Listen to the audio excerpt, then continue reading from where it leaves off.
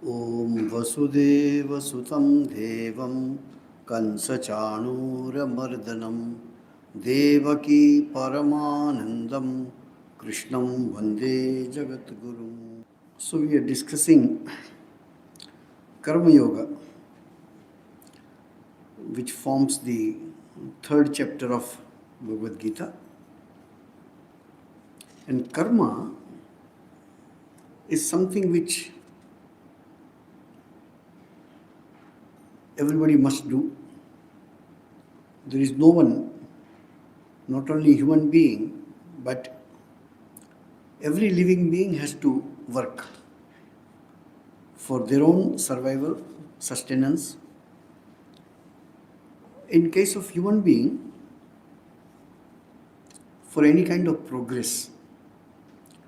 The word progress or improvement, editing, or enhancing, improving, these concepts only belong to human being. There is no animal who even can think, oh, my weight is too much, I have to reduce food. That concept doesn't exist for them.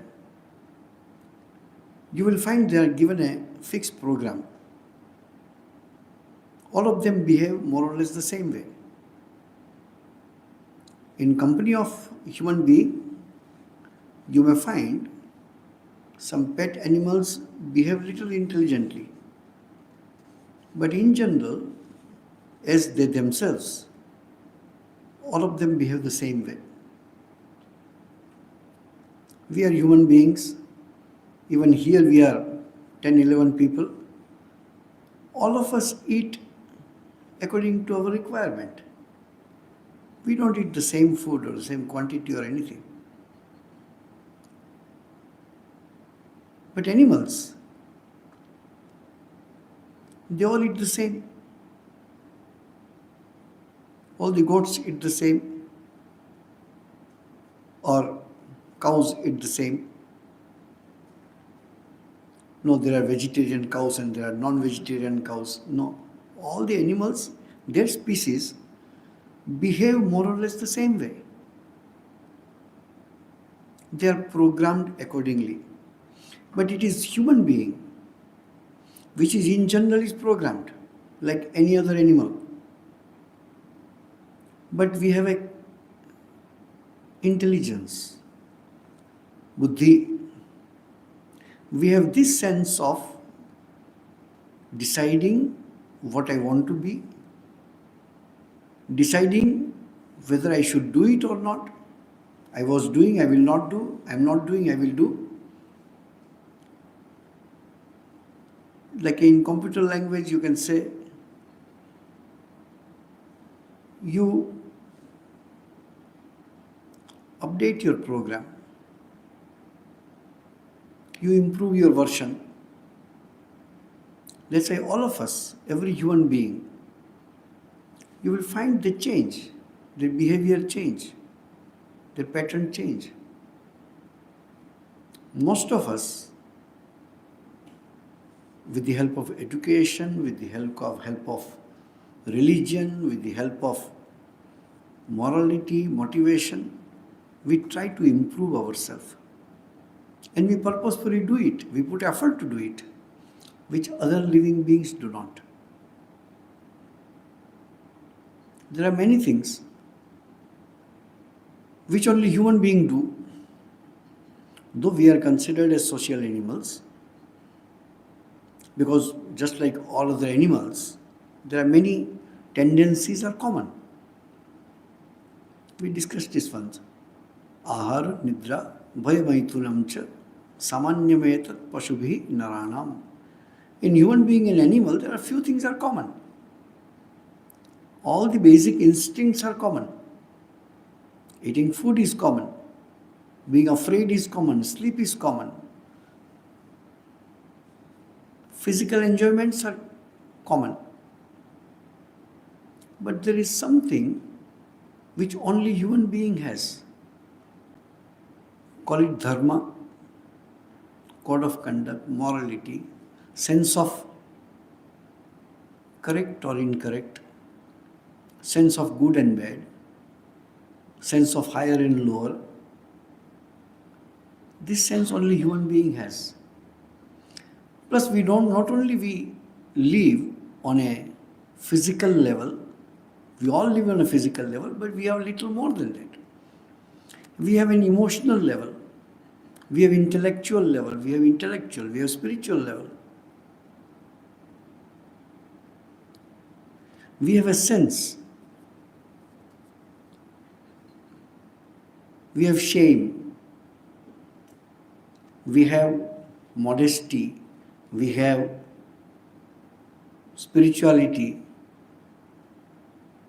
And that makes us better version.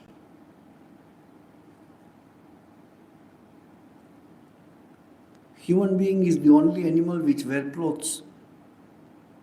Human being is the only animal who cooks. Rest of the animal take raw food. Maybe because of that their health is better. Could be. Sometimes, the tribals, aborigines, absolutely rustic village people, they do not know many things about the modern society. I remember one boy, tribal boy, very good boy. We gave him some work and we helped him to get educated and all that. He one day suddenly came and told, yesterday I realized something. What is that? No, I will not brush my teeth from tomorrow. I said, why? No animal does that and their teeth are better than me. I said, yes, you are correct. But maybe, because they are animals, maybe they have certain kind of secretion of some acids or something in their mouth. I don't know. And that's why morning when you get up, the smell which you get from your mouth, maybe it is not there in their mouth. I don't know.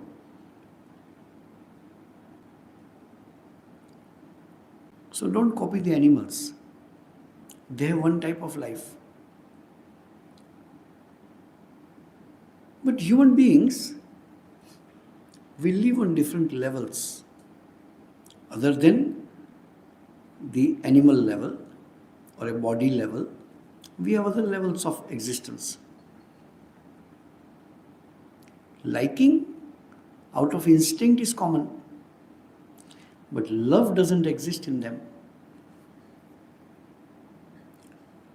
As we understand, maybe in some animals you can find some love. But sensibility could be there. Cows are very sensible. Horses are very sensible. Dogs are very sensible. Not that all the other animals are in one category. In them also there are categories of higher and lower. Even they have found fish in the pond. So a person hold one fish, this, and did like this. And the fish liked the touch. So you release him in the water, that will again come and sit here in his hand. He again do like this, again release him, again come back. This kind of simple thing could be developed in them. You find many videos of dolphin and other animals. They seem to be responding to you. They are tamed, they are trained. But in general we are talking. So as a human being we improve. So Sri Krishna brings a very interesting topic. Karma we all are doing for our survival, for our sustenance, for our improvement. We do karma. But in us there are some evolved human beings. They do not do what common men do.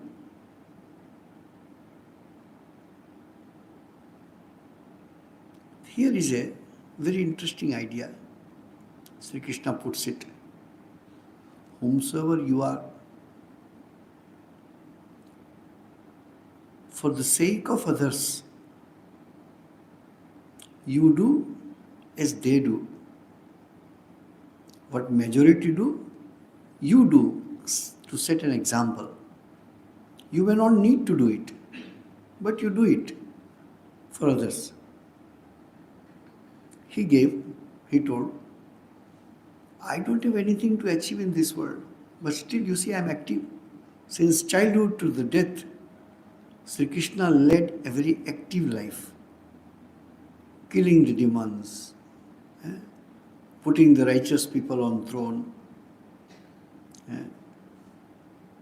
those who are devoted, being graceful to them. He was continuously active. He was a kingmaker.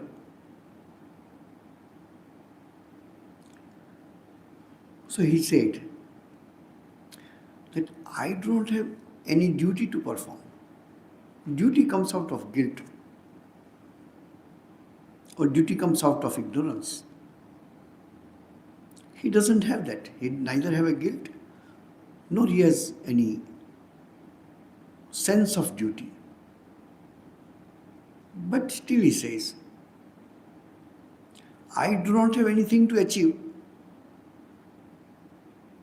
From a simple worldly things to the highest spiritual state, he is Yogeshwara.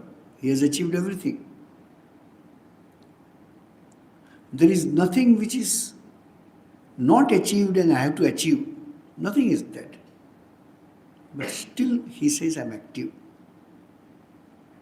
And he says if I don't do work,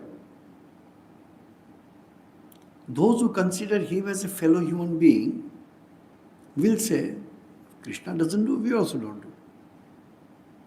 So that this situation doesn't happen, he says, I continue doing work. Yadi hi aham na varteyam, if I do not do the work, jatu karmani atandrita. If I do not perform actions, if I don't do work, mama vartmanu vartante, people will follow me.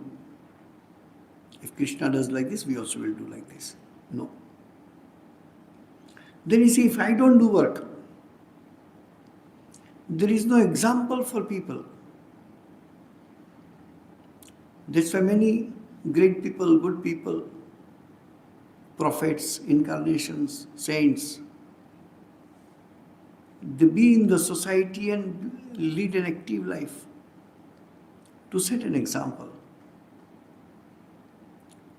If we want to learn something, we want to do something, we read the life of those great people, what they did, how they did.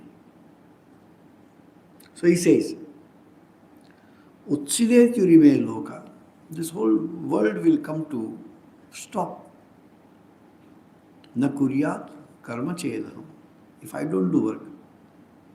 Here I means this group of people who are ideal. Sankarasya chakartasyam, and he says the same logic which is Arjuna has given in the first chapter. That people will become undutiful. And because of that, all kind of vices will enter in the society. Upahanyam imam praja. And I will be responsible for all kind of inertia and destruction.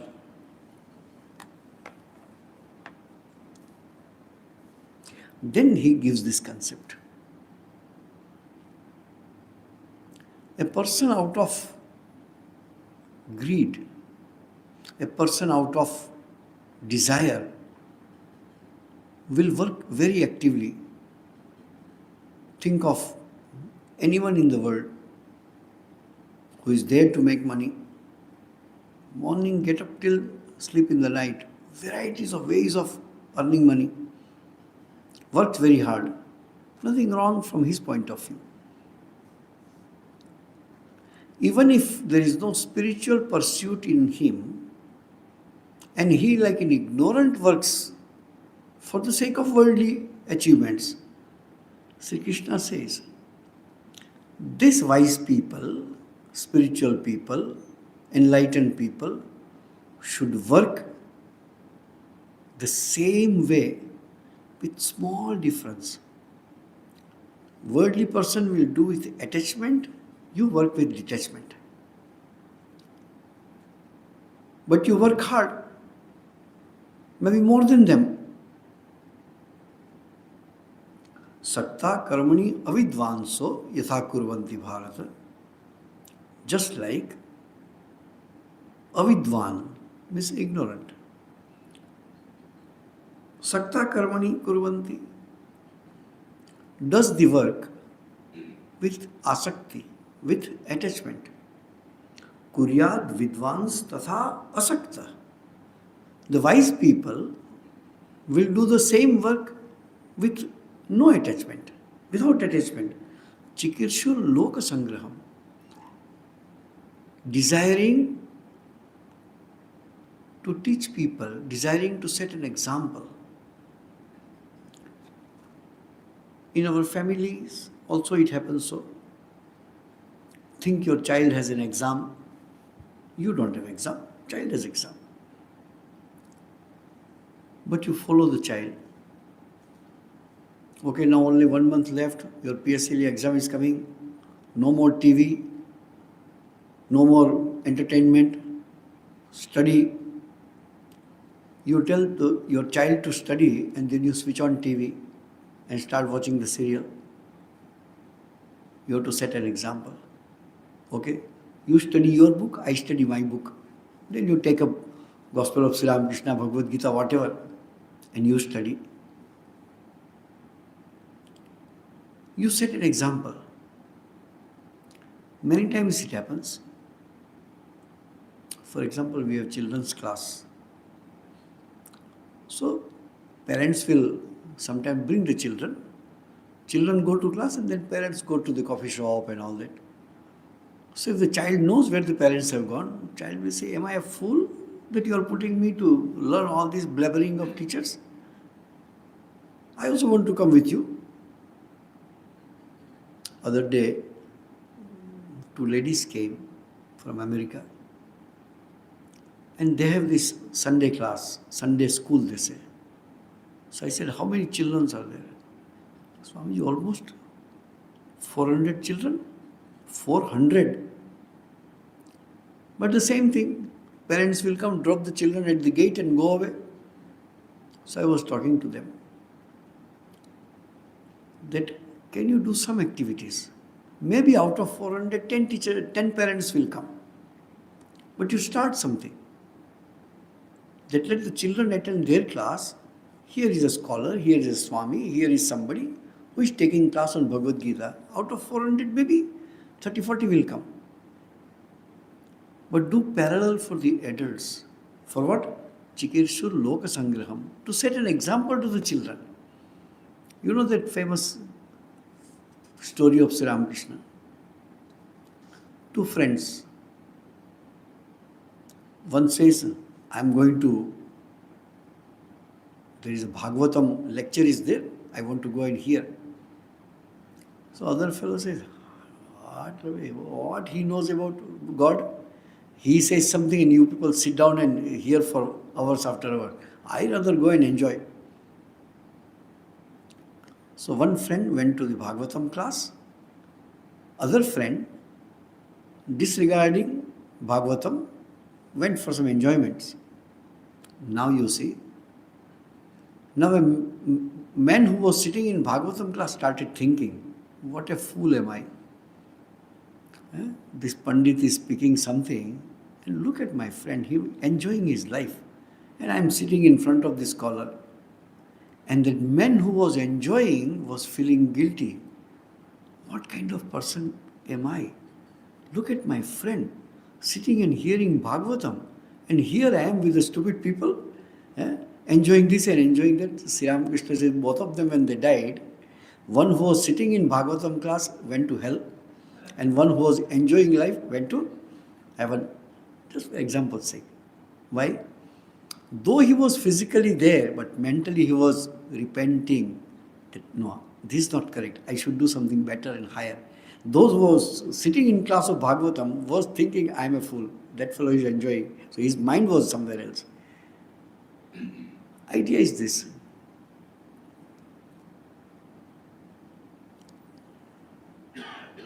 Sri Ramakrishna puts in gospel in one place. God doesn't look at your work. God doesn't look at where physically you are. God looks at your heart. God looks at your mind. Today I was telling, we are monks, very good. We have no right to say that we are better than householders. Not that I am putting down the monks. No, not from that point of view. There are many, especially after the advent of Sri Ramakrishna, there are many householders. Not that they feel guilty why they became householder, no. But understanding the importance of spiritual life, right being in the family life, try to lead intense spiritual life. Hours after hours doing japa, doing good work, studying scriptures, looking after family members as God sent people. God will not say, hey, you are a married man, you go to hell. No. God doesn't say that. That's why take any scripture. Nowhere householder's life is condemned. Why? It is nothing to be condemned. Even monks also come from householders only. Correct? We don't come from sky. So it is when Sri Ramakrishna says at the end of Gospel of Sri Ramakrishna, whoever comes here, none of them are worldly people. He says. Why? Worldly people are those, not those who stay in the world, no. In whom the world stays. Worldliness is in them. They are only worldly people. If a boat remains in the water, nothing wrong. But when water enters the boat is a problem. So if the worldliness enters in a person, then he becomes worldly person. Being in the world, everybody is in the world. We also are living in the same world. Maybe you are staying next door or after some houses or some streets. So being as a monastic member also, being a monk also, if my mind is not where I am, if my mind is in the world, it doesn't serve the purpose. We have no right to say anybody, that's okay. I can tell it to myself. God doesn't see the work, God doesn't see where you are, God doesn't see what cloth you are wearing. God will see the heart. Sri Ramakrishna says, I don't say. Bhagavan, mon dekhen, kaj dekhen na. God looks at the mind of the people, heart of the people, not where they are and what they wear and where they stay. No. So, he says, just like ignorant people, out of their greed, out of their attachment to hard work, wise people should work with the same intensity, but with detachment. This idea is not found everywhere. Very few places this idea is found, which Krishna says. That externally, you will find, not me as a person, but in general, our order in our monastic life. There is no salary, there is no increment, there is no promotion. What makes Swamis to work hard? I wake up at 5:30, my days ends at 11:30. What is my gain eventually? We are here last. I am in the order for 42 years. Japanese Swamiji is in Ramakrishna Mission. He's joined 46, 48 years before. What makes him at the age of 77 still looking after kindergarten, working hard for what? He doesn't get any.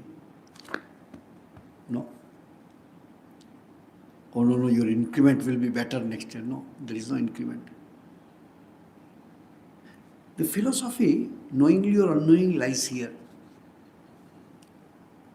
If a person with attachment, no, I must perform well, otherwise my performance will be of lower and my increment will be smaller and performance bonus will be smaller.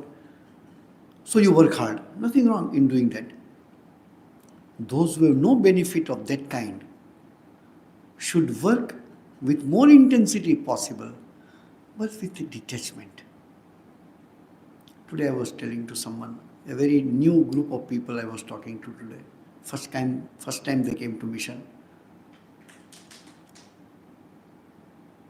What happens if we are transferred from here, one place? Nothing belongs to me, correct? Nothing. Even if we look after with whatever dexterity or whatever attachment, as if earlier time sadhus used to take 2 pairs of clothes and 2 books and used to go. Now we are a little modern, so one mobile phone maybe, somebody have a laptop or something. It's okay, it is almost as good as electronic notebook. But absolutely no attachment. We had one Swamiji, some of you must have seen him, Swami Jayadevanandaji, during whose time this temple was renovated. He was here in 90s. He developed tongue cancer, cannot speak properly. He was in Singapore at that time. So Belur says, Swamiji, you come back, we'll send someone else. So he followed the order. First time he went for treatment and came back. After that they found that he can't perform. He has a cancer. So they called him back. He went back. All chemo or whatever procedure was there was done. They told you stay in a retired monk's place. We call it Arogya Bhavan. You stay there. From there he used to come to headquarters office and request the General Secretary Maharaj of the authority Swamijis, give some work to me. I don't need to be head of any center. Give some work. Till I am alive, I want to serve this order. I want to serve this Sangha. I want to serve Sri Ramakrishna. And there is a book called Spiritual Practice by Swami Ashokananda. He translated that book in Bengali while having cancer in his mouth until the end of his life. We are eating food 2 to 3 times a day. We must pay back. Pay to whom? Pay to Sri Ramakrishna. And this philosophy keeps us active. We don't get appreciation. If we get criticism. No appreciation, no promotion, no salary, no increment, nothing. But this spirit is there. That we must work. Holy Mother says, hey, work. Can you meditate whole day? Free time, what you will do? Serve others. Then she says, if you don't work, who will give you food? You must serve people, no? Whichever way you serve. Whether you look after the children, or you give lecture, or you sing bhajans, or whatever you do, but you give. Keep on giving from your side. Then he says, as the ignorant people do work with attachment, a wise person should do the same work. Same work with the same intensity, with detachment. Then he says, you are wise. For example, you are elderly now. Your children or grandchildren are too small. You have come to certain conclusion in your life. Your routine has changed.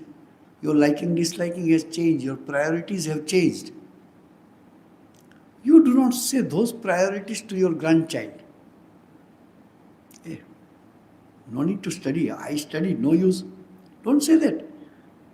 Let him study. He will realize what is useful, what is not useful. Your 50, 60, 70 years of maturity, don't try to thrust upon that 5 years, 6 years, 10 years old. Wisdom is fine. Hey, be careful about these things. That part is okay. But that you are withdrawn from certain works, you don't tell him to withdraw at that age. Sri Krishna says from that point of view, na buddhi bhedam janayet. Don't create confusion in the mind of people. Sometimes philosophy, when we speak, we have to be careful in explaining the philosophy. Sometimes some Swamis, out of adherence to the philosophy, sometimes will say very harsh truths. True it is. I remember one incident. Swami Turiyanandaji, Hari Maharaj, Sri Ramakrishna's disciple, was called to San Francisco by Swamiji. So Swamiji was already there, Swami Vivekananda was already there, so he called Turiyanandaji. And he knew Turiyanandaji is a great scholar and a great Vedantic monk. So he told, okay, give lecture. Without any compromise, he gave a lecture. After lecture, Swamiji told him, Hari Bhai, what you are doing? They are householders, they have to live in the world, no? You don't tell like this, they will die. To make teachings practical, useful to the audience. No point in Brahma Satya Jagat Mithya, the world is unreal, the Brahman is unreal, renounce everything. Where you will renounce? Renounce everything and go to Himalayas. None of you can go. That is not the point. That cannot be told like that. Yes, if the monks are sitting, no attachment with anything. As soon as transfer comes, just go. No cry, no emotion, nothing. We are monks. All these things we can talk to the monks. So he says, Krishna says, Na buddhi bhedam janayet. Don't create confusion in the mind of people. Ajnanam karma sanginam. For example, we are monks. We are not married. And you are married. So I give a big lecture to you. You fools. You got married and spoiled your life. Don't say like that. This is creating confusion in the mind of people. So he says, Na buddhi vedam janayet. Jananam karma sanginam. Those who are active, busy, let it be even to fulfill their own desires. It is they who will understand scripture and understand which desire is to be renounced and which way you should be renouncing. Joshet sarva karmani, rather encourage them. Hey, look after your grandson, he is growing. You must spend time with him. And tell him something good. Encourage him for study. He should get good marks. But instead of the you, I say, what is the point of his study? The world is unreal. One day we have to die. What is the meaning of study? No, don't create confusion. Krishna says 3000 years before. What he says? The enlightened man. Enlightened means mature, elderly, wise.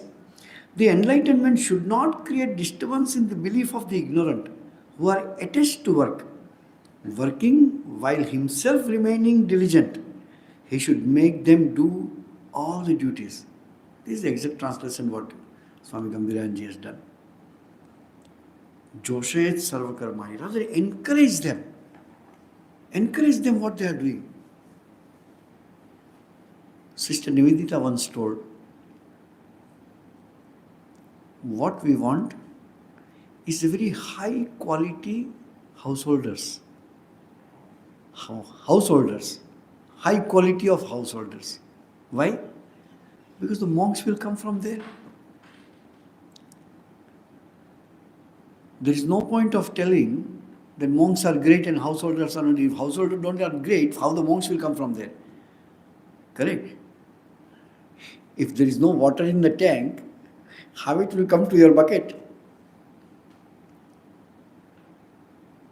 So, the standard of householders, remaining in household life, remaining in the worldly life, earning money, looking after children, educating them, doing all the social duties, in that highly spiritual life,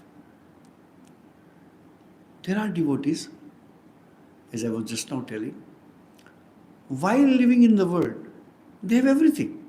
Everything they have to look after. Nothing is, no concession. If children are there, you have to look after them, give education to them, so that they lead a good life. Provide for the family till your children are able to earn, and if your wife is not earning or your husband is not earning, you have to look after your family, provide to them. But with that, leading an intense spiritual life. Read that book, They Lived with God, or the householder disciples of Sri Ramakrishna. Each of them had these qualities. Balaram Babu, householder devotee. Swamiji was in Varanasi. Balaram Babu passed away. Swamiji was staying with a gentleman, very great Pandit, Pramoda Das Mitra. So he told, I must go back. I must go to Calcutta. Sri Ramakrishna's great devotee passed away. Pramoda Das Mitra said, what kind of monk you are? You are like a householder. Somebody died, you are a monk, be free. He forgot he is talking to future Swami Vivekananda. He said, sir, I have become a monk. I have not become stone-hearted. And I cannot forget the sacrifice which this devotee has done for the sake of Sri Ramakrishna and for the disciples of Sri Ramakrishna. You know, for more than a decade, or more maybe, could be. It could be after Sri Ramakrishna's passing away, maybe about 25 years, till Balaram Babu passed away, and after that also.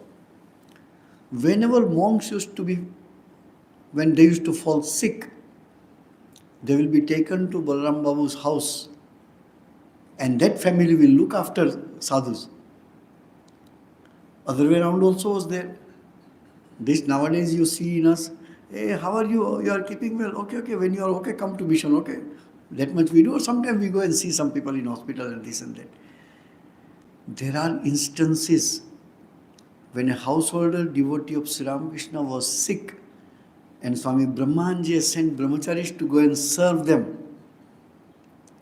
Go and serve him. He is householder, so what? He is disciple of Sri Ramakrishna, great spiritual person. Householder doesn't mean without spirituality. No. It is not so. And read that They Lived with God, the life of householder disciples of Sri Ramakrishna. What a life. Apparently same. Apparently in a family living with children, with good income or no income, poor or rich, some with little bad habits. All kind of things are there. Along with that, this intense love for God. And look at the end of them. Sometimes I will like to study that and to write or speak. Even if they were householders, the way they died, the way they pass away, even monks will envy them. How it is possible for a householder, a common man, he has not renounced and become a monk or something, with wife, children, staying in a house, but completely detached and having vision before dying. Says, Sri Ramakrishna has come to take me, and he leaves the body. Householders. So there is no point. Spirituality is not exclusive property of monks. No, it is not so. Spirituality is for anybody who is spiritual. And the spirituality is in the heart, not externally where you are. And because of your karma, prarabdha, you are where you are. It's okay. Where I am there. But spirituality has no distinction. Spirituality doesn't have that discrimination. Wherever a person is, purity and love of God can bloom in the heart of anyone, wherever you are. So this is the great blessings in terms of teachings of Sri Ramakrishna. He has given so much boosting. Rather, he says in one place, if a monk gets up and meditates, what a big deal. What a big deal that he is getting up in the morning and meditating. He has left his home to do this. Appreciate the householders. looking after everything in between getting 10 minutes, 20 minutes and taking the name of God. Not that consolation, no, this is true. Holy Mother says, read, he says, we are ladies, we have to work in the kitchen.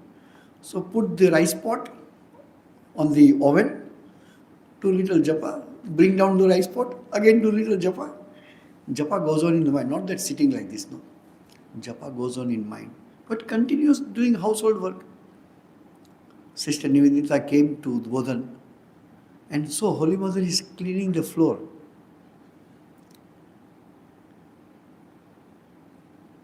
Why you need to do all this work? There are people to do. Mother says, so what? If he or she can do, I also can do. No distinction as if. But when sitting for worship of Sri Ramakrishna, become completely absorbed. There are some description about Holy Mother which you find in the letters of Sister Nivedita. There are articles written, taking extract from her letters. Her description about Holy Mother, beautiful, because she was very expressive. Who? Sister Nivedita.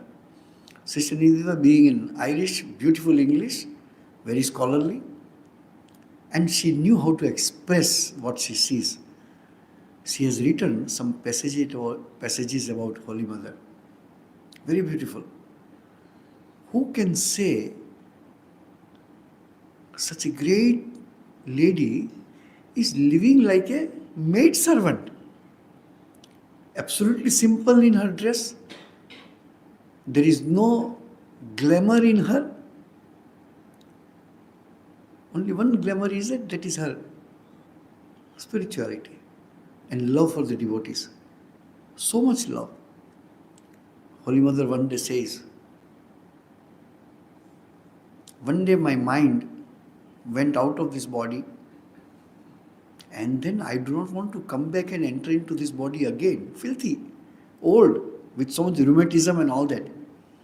Then I thought about you all, and out of mercy and compassion, I entered the body again. Holy Mother says. Sister Nivedita writes all this and says, in a simple corner of a house, leading an exemplary life. Read, if you have not read, read the life of Sri Sarada Devi, Holy Mother, by Swami Gambhirananda Ji. Big book, but read it. Impossible. She could read and write, not that she was totally illiterate. She could read Ramayana and all that she used to read, in Bengali of course. But leading this exemplary life. So here, Krishna says, don't create confusion just because you are 2 steps ahead of other people. Don't confuse them. Rather encourage them. Work hard. Then you can come out of that. But no inertia in whatever you are doing. Progress doesn't come by anyhow renouncing where you are. Progress will come by outgrowing from where you are. Automatically many things will fall behind. You don't need to renounce. Your interest will reduce. Many of you will find there is something, movement going on is okay. Otherwise, days after days, people don't switch on TVs. People don't read any news and all that. We have certain practices. We buy newspaper. So sometimes we see for 2 minutes, 5 minutes, sometimes. If devotees come and want to read newspaper, the elderly Swamis earlier time they used to say, newspaper you can read at home also. When you come to mission, come to ashram, spend time in a spiritual way. Don't waste your time for gossiping and reading newspapers and all that. So, he says, don't create disturbance in the mind of people by telling them which they are not able to digest now, which they are not able to come out of now. Rather encourage them that finish that job, then you will be free to renounce, free to remember. But tell them to do their duty. So this practical side of our life, Bhagavad Gita is full of practicality. There is no impractical teachings given. Then he says, what actually you are talking about your karma, that karma, who does the karma? Is from the philosophical point of view. That you as a individual is not doing karma. Karma is done by your senses. What is karma? When your senses come in contact with the sense objects, then only karma takes place. There is a sweet and there is a desire to eat sweet. And there are hands and mouth. Then karma happens. You extend your hand, take the sweet and put in mouth and you eat. Just example I am giving. Who does action? Hands and feet, hands and mouth. Philosophy says that these are your senses. You are not senses. So after telling this practical example, Sri Krishna puts this element of Vedanta and says, they try to discriminate between this. Who does action? It is our ignorance and ego that we identify ourselves with the senses. When you say, I am very beautiful, means you are identifying yourself with your body. Oh, I am very intelligent. You are identifying yourself with your buddhi. But if you don't identify, buddhi will work anyway, mind will work anyway, senses will work anyway. That concept Sri Krishna is discussing in next 2-3 sentences we shall take up. Om Shanti Shanti Shanti Harihi Om Tat Sat Sri Ramakrishna Arpanamastu.